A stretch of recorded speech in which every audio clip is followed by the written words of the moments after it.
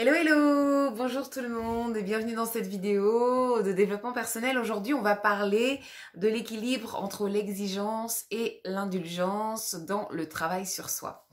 Alors tout d'abord je voudrais vous parler de la nécessité du processus à mettre en place pour arriver à travailler sur soi. On a beaucoup d'outils pour travailler sur soi, on a le développement personnel, on a le yoga, on a la méditation, on a le fait de parler à quelqu'un, un prêtre, un imam, un coach, un psy, le travail sur soi et c'est vraiment quelque chose de très très vaste avec beaucoup d'outils. Simplement, avant de pouvoir utiliser ces outils, pour les utiliser à bon escient, pour être sûr d'avoir des résultats, il est absolument indispensable en amont de faire des choses. Alors, les choses qu'il faut faire, c'est déjà de constater. L'idée, c'est de constater qu'il y a quelque chose qui ne fonctionne pas, quelque chose qui ne va pas, que ce soit dans mes relations amoureuses, dans mes relations professionnelles, dans mes relations familiales, dans mes relations amicales. Il y a des choses qu'apparemment j'ai en moi qui font que ça ne fonctionne pas. Ça ne va pas, d'accord? Donc, il y a quelque chose qui ne fonctionne pas. À partir du moment où je fais ce constat-là, il y a quelque chose qui ne fonctionne pas, je fais une introspection, je vais à l'intérieur de moi et j'essaie de comprendre, mais qu'est-ce qui ne va pas? Mais qu'est-ce qui ne va pas? Mais qu'est-ce qui ne va pas? D'accord? Je fais une introspection et je me rends compte que ça ne va pas. Ou en tout cas, ça, c'est pas très bien. Ou ça, c'est pas très agréable. Ou ça pourrait être la cause de ça. Ok?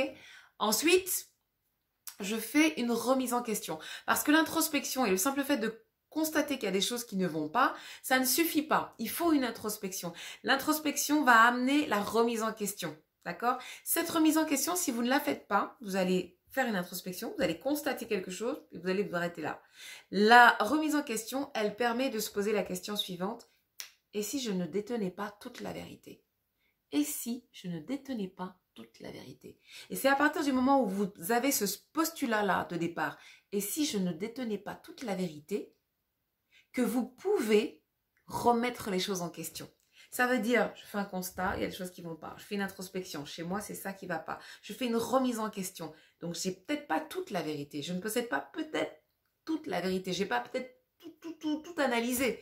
D'accord? Et à ce moment-là, quand vous avez ce postulat-là, que oui, peut-être que je me trompe, peut-être que je n'ai pas la vérité, à ce moment-là, vous êtes d'accord pour remettre les choses en question, pour aller à l'intérieur et s'il le faut, tout mettre sans dessus-dessous pour trouver la vérité, pour trouver une solution. Et ce n'est que à partir du moment où vous faites cette remise en question, c'est-à-dire que vous considérez le fait que peut-être vous n'avez pas la vérité, vous n'avez pas la science infuse et que donc vous reconsidérez cet acquis-là, dans ce domaine-là, à ce moment-là, vous pouvez entamer un travail sur vous et à ce moment-là, vous pouvez utiliser à bon escient tous les outils, le développement personnel, le yoga, la méditation, la psychologie, etc., etc. Si vous décidez d'entamer un travail sur vous-même sans avoir au préalable posé le postulat que peut-être je me trompe, peut-être j'ai pas la science infuse, peut-être je ne détiens pas la vérité, vous allez utiliser les outils du développement personnel ou la méditation ou aller voir un psy, vous n'allez pas être dans une dynamique de dire peut-être que je me trompe, peut-être que c'est moi le problème. Voilà. Mais si je suis le problème, peut-être que je fais aussi partie de la solution. Donc ça, c'est une bonne nouvelle. Donc ça, c'est vraiment important. Je fais un constat, je fais une introspection, je fais une remise en question et à ce moment-là, je peux entamer un travail sur moi et utiliser tous les outils qui sont mis à ma disposition. Maintenant, dans cette démarche-là, qui est souvent très inconfortable, qui est souvent assez éprouvante émotionnellement, physiquement, parce qu'on met le doigt dans son caca et ça sent pas bon, parce qu'on souvent, quand on va vers quelque chose de plus authentique, on est obligé d'enlever les couches et on l'enlève et on enlève et on enlève. Et vraiment, c'est qu'il reste là. C'est pas, on prend une loupe. Ah, ça c'est moi. Mais il ne me voit même pas à l'œil nu. Voilà. Parce que quand on enlève les couches, il reste l'authenticité, mais souvent l'authenticité est très petite. Donc, c'est vrai que c'est pas très confortable. Et c'est pour ça que c'est important de faire l'équilibre, de trouver un équilibre entre votre exigence qui est je veux travailler sur moi, je veux m'améliorer, je veux aller mieux, je veux guérir de mes blessures, je veux changer mon comportement et l'indulgence pour les jours où vous n'allez pas y arriver, les jours où ça va être compliqué, les jours où vous allez désespérer, les jours où vous allez déprimer, les jours où vous n'allez plus avoir envie de rien faire. Donc c'est important d'être indulgente envers soi-même, d'être exigeante. Je suis exigeante, ça ne m'empêche pas d'être indulgente. C'est important, vraiment important. Je suis exigeante, je suis aussi indulgente. je suis indulgente avec moi-même, ça ne m'empêche pas d'être exigeante, d'accord? Et pour moi, la combinaison et le fait de chercher un équilibre entre l'exigence et l'indulgence, ça s'appelle tout simplement la bienveillance. Et la bienveillance, c'est ça, c'est je me veux du bien, c'est je passe en premier, c'est je suis au centre de mes priorités, c'est tout ce que je pense, tout ce que je dis, tout ce que je fais va dans le sens de mon épanouissement personnel, va dans le centre d'un mieux-être sur le long terme. Et c'est ça la bienveillance. Peu importe si j'y arrive tous les jours, peu importe s'il y a des moments où je suis découragée, peu importe si je travaille, j'ai l'impression de ne pas y arriver. L'essentiel, c'est de prendre soin de tout ça, d'accueillir tout ça.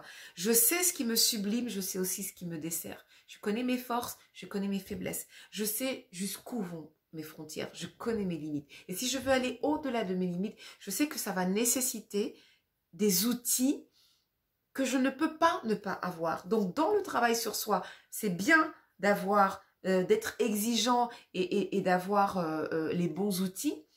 C'est bien d'être indulgent et de s'autoriser à se tromper et c'est bien d'être bienveillant. C'est la combinaison des trois qui va faire que vous allez atteindre vos objectifs, plus évidemment la discipline, le courage, la persévérance, la persistance, voilà, toutes ces choses-là qui font que quand ça va être compliqué, vous allez vous dire, faut tenir bon, faut y aller. Donc, retenez ça, c'est bien de faire un travail sur soi, mais il faut le faire avec les bons outils et avec le bon état d'esprit.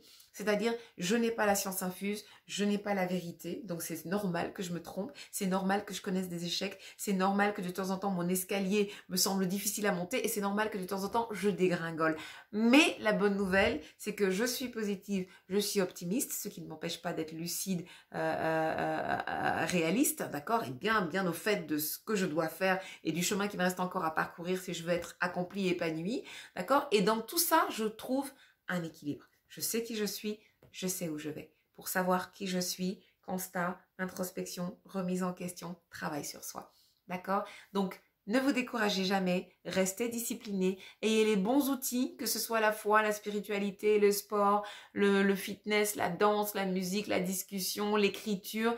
Ayez les bons outils et croyez en vous et travaillez sur vous. Trouvez le bon équilibre entre l'exigence que vous avez envers vous-même, l'indulgence que vous avez envers vous-même et englober tout ça dans beaucoup de bienveillance. Voilà, je vous fais de gros bisous. J'espère que cette petite vidéo vous aura plu. N'hésitez pas à poser vos questions en dessous. J'y répondrai avec plaisir. Je vous embrasse très très fort. Donc, que Dieu vous garde et je vous dis à très très bientôt.